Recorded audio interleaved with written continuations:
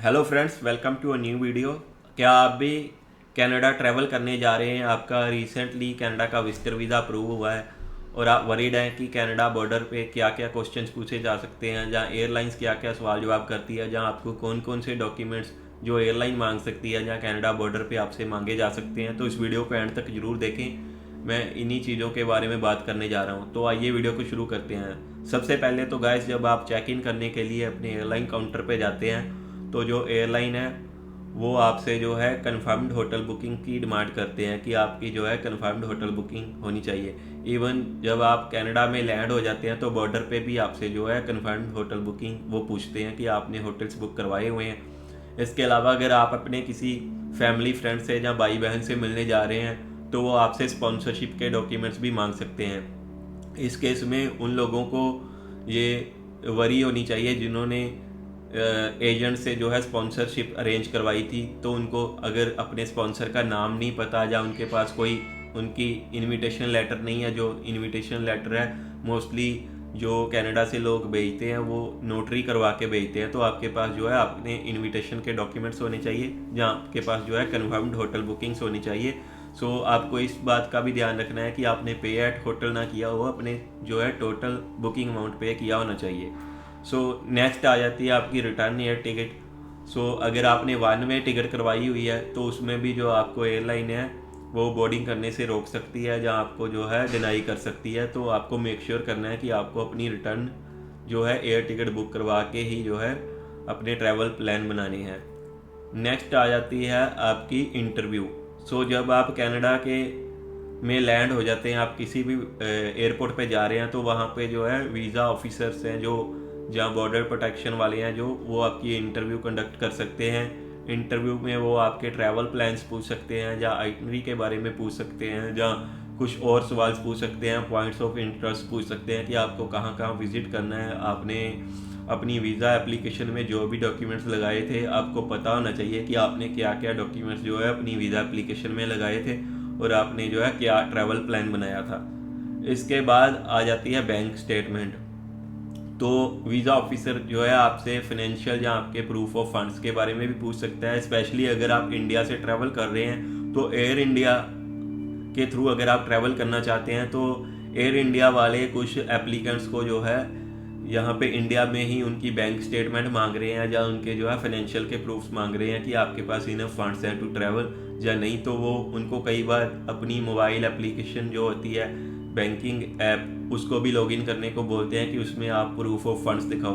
तो आपको make sure करना है कि आप एयर इंडिया की टिकट ना ही करवाएं तो अच्छा है, क्योंकि वो इस टाइम जो है बहुत तंग कर रहे हैं एप्लीकेंट्स को। नेक्स्ट आ जाती है आपकी क्रिमिनल हिस्ट्री। सो कनाडा बॉर्डर पे जो है वीज़ा ऑफिसर्स या बॉर्डर प्रोटेक्शन ऑफिसर जो है आपकी क्रिमिनल हिस्ट्री के बारे में भी पूछ सकते हैं। वो आपसे इसके बारे में भी जो है सवाल जवाब कर सकते हैं कि आपकी कोई प्रीवियस क्रिमिनल हिस्ट्री तो नहीं है या कुछ भी।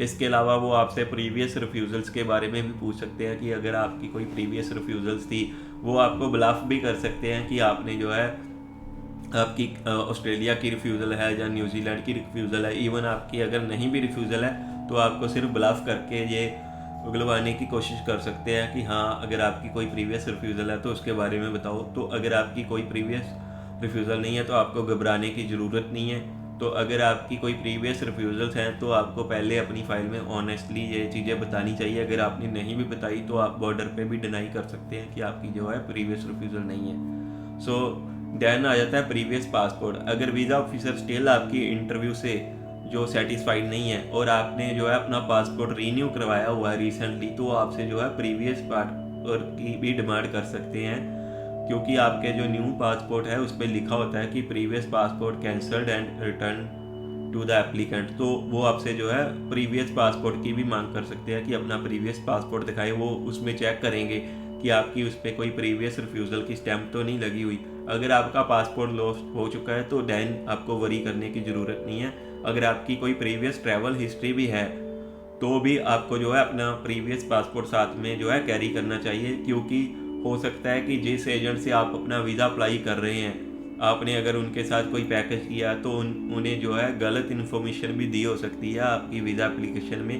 आपकी कोई ट्रैवल हिस्ट्री भी बताई हो सकती है, दुबई की, सिंगापुर की, या ऑस्ट्रेलिया की, या न्यूजीलैंड की। तो आपको मेक श्योर करना है कि आपने अपनी एप्लीकेशन में कुछ भी गलत नहीं बताना। और अगर आपने कोई अपनी ट्रैवल हिस्ट्री डिक्लेयर की हुई है अपनी फ़ाइल में, तो आपके पास जो है उसके प्रूफ्स भी होने चाहिए। आपके पास जो है वीज़ा ग्रांट लेटर्स होनी चाहिए, एंड आपके पासपोर्ट पे जहाँ लेबल्स या स्टिकर्स लगे होने चाहिए अगर वो स्टिकर वीज़ा है। सो इसके बाद आ जाता है लगेज इंस्पेक्शन। सो वीज़ा ऑफिसर जो हैं या बॉर्डर प्रोटेक्शन ऑफिसर हैं वो आपके लगेज की भी इंस्पेक्शन कर सकते हैं। वो एक्सरे मशीन से आपका लगेज निकालते हैं। इसके अलावा वो आपके लगेज को खोल के भी देख सकते हैं कि इसमें क्या क्या डॉक्यूमेंट्स आप कैरी कर रहे हो, या क्या क्या कपड़े आप कैरी कर रहे हो। तो आपको इस चीज़ का ध्यान रखना है कि आप किस सीज़न में जो है कनाडा में ट्रैवल कर रहे हैं, उसी सीज़न के हिसाब से और अपने ट्रैवल प्लान के हिसाब से। अगर आप 10 दिन के लिए ट्रैवल कर रहे हैं और आपको पहले वहाँ का जो है क्लाइमेट चेक करना चाहिए, या वेदर कंडीशन चेक करनी चाहिए कि वहाँ पे वेदर कंडीशन कैसी है, वहाँ का क्लाइमेट कैसा है, वहाँ पे अभी कितना टेम्परेचर है, उसी हिसाब से जो है अपने कपड़े कैरी करने हैं। तो मेक श्योर करें कि आप कोई भी एकेडमिक डॉक्यूमेंट्स ना कैरी करें। इसके अलावा कोई भी रिज्यूमे ना कैरी करें, कोई भी शेफ़ नाइफ ना कैरी करें, क्योंकि ऐसे बहुत सारी चीज़ें होती हैं कि कुछ लोग वहाँ पे जाके अपना जो है visitor visa to study visa convert करवाने की सोच रहे होते हैं, जहाँ उसको जो है वर्क वीज़ा में कन्वर्ट करवाने की सोच रहे होते हैं। तो आपको इन चीज़ों का भी ध्यान रखना है। सो आपको कोई भी सीड्स, पिकल, ऐसी चीज़ें कैरी नहीं करनी किसी भी अपने फैमिली फ्रेंड के लिए, जिससे जो है आपको वीज़ा ऑफिसर जो है बॉर्डर पे एंट्री डिनाई कर दे, जहाँ आपको जो है डिपोर्ट करने की कोशिश करे। So these are some of the key points जो आपको ध्यान में रखने हैं, और डॉक्यूमेंट्स जो आपको कैरी करने हैं while travelling to Canada. I hope कि आपको ये वीडियो पसंद आया होगा।